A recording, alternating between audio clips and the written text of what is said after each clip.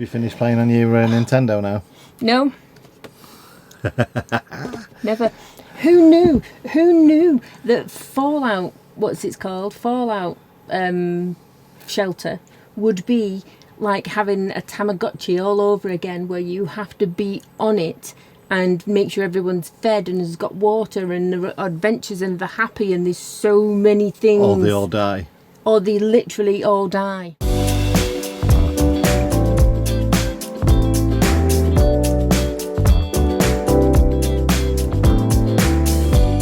Hello and welcome to the Van Chat Tuesday. Yay!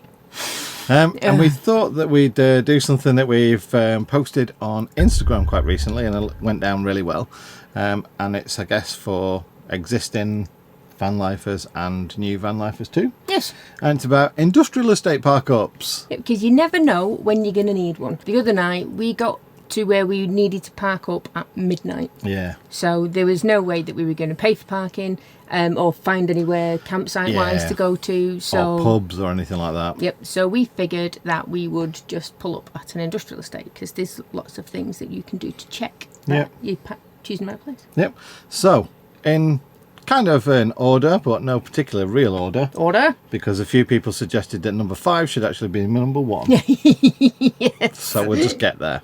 So at number 1, we're suggesting that you get off the main roads of the industrial estates.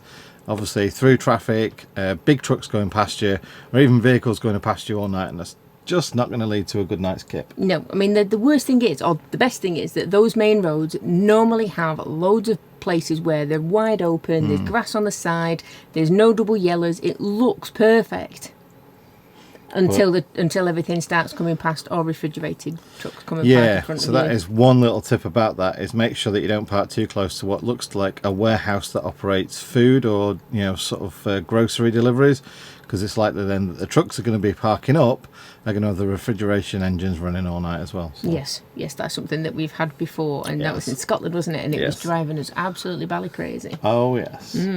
So number 2 is avoid areas that have loads of CCTV cameras, because obviously someone's watching out for people being around their particular unit or part of the unit.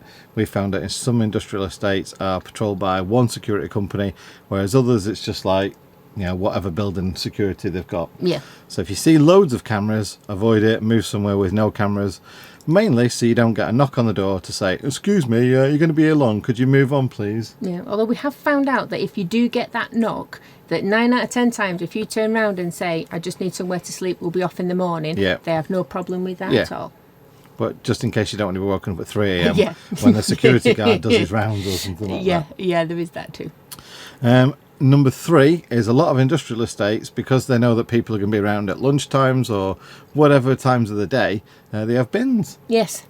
So normally lots of bins which are readily available and useful, so it's nice to be able to if you know you're choosing one of them, you can empty your bins and sort things out. Because there's a few things, obviously, as living in your van, you need to get rid of a little bit of waste material now and again.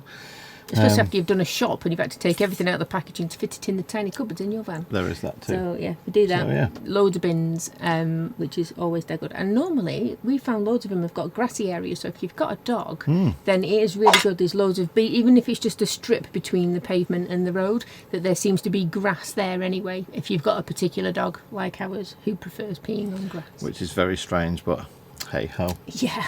He is the star of the show after all. He is absolutely the star of the show. And number 4, a little tip, because another sort of van life thing is about getting access to water.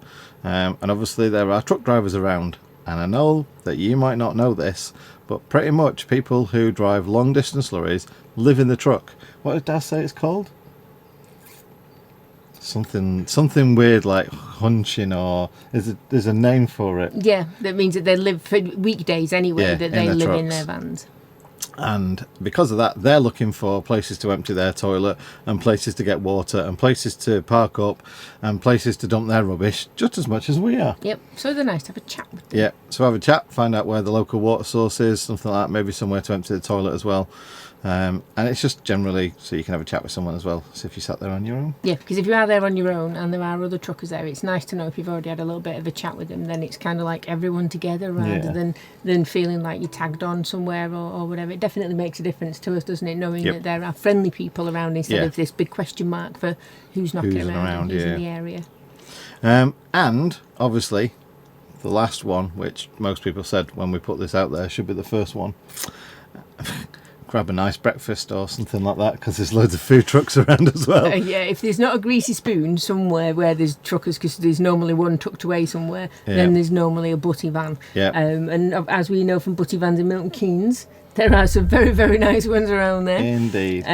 But yeah, generally there's always somewhere. I know on my estate where I used to work, there were 3 to choose from. Yeah, so. and some are fixed up pretty much permanently, and they're from 7 a.m. until like 3 p.m. And some just come round and you hear beep, beep, beep, beep, beep, beep. Yep. And then you just know where to go find them then. The normal butty run, you just follow that beeping as you go in. I call them food trucks. Mandy calls them a butty van.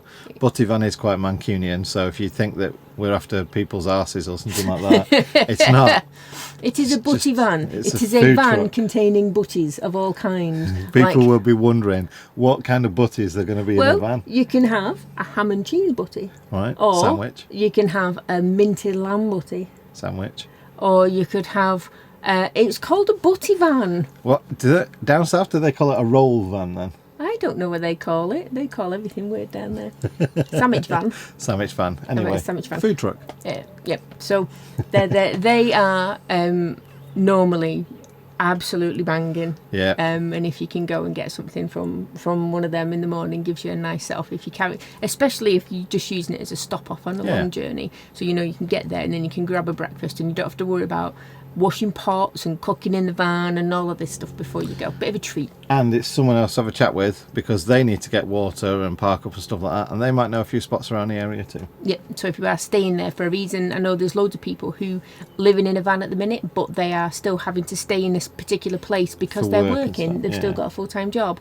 So, I mean, these big old industrial estates, which is where we stayed on, it was massive. But then obviously you get the little business parks as well, and as long as you're not parking in anyone's dedicated parking on the access roads and things, and then follow the other bits we've just said where you don't go under CCTV, you don't block any gates and stuff, 99% of the time you won't have a problem at all. But it is just really good to have a stop off. And I know it's not ideal. I know there's loads of people that say I prefer to be on a campsite. I think we'd all prefer to be somewhere where it's lush or on a beach or whatever, but sometimes you just can't, and certain it's not practical. circumstances just lead to the fact that you just need to stop for the night and have a kip somewhere.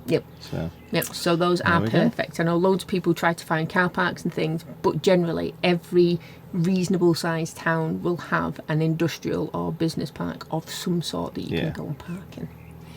So there you go. Hope you've liked our little top 5. If you've got any more suggestions for your industrial estate park up tips, obviously please leave them in the comments section down below and share them with everyone else. Yeah, because we have found that loads of people read the comments and will comment on other people's and say thank you and find it. So people do read those comments. So if you have got anything else that's brilliant, I know people have been doing this a lot longer than we have. Yes. So if you've got any hints and tips, then please share down below. Yep. Cool. We're done? We are done. You go back to your Nintendo? Yeah, but I want to ride my bike. Oh, right, okay. Want to do all the things. I want to play with all the things. No, yes, I need to go feed my dwellers. On a Nintendo, just so you know that. Well, I could feed you as well. You could actually, yeah. That's a good point, actually. Yeah. Right then. Thanks very much for watching, folks. Yes, thank you very much. And we'll see you on Friday. We'll see you Friday, guys. Bye. Bye.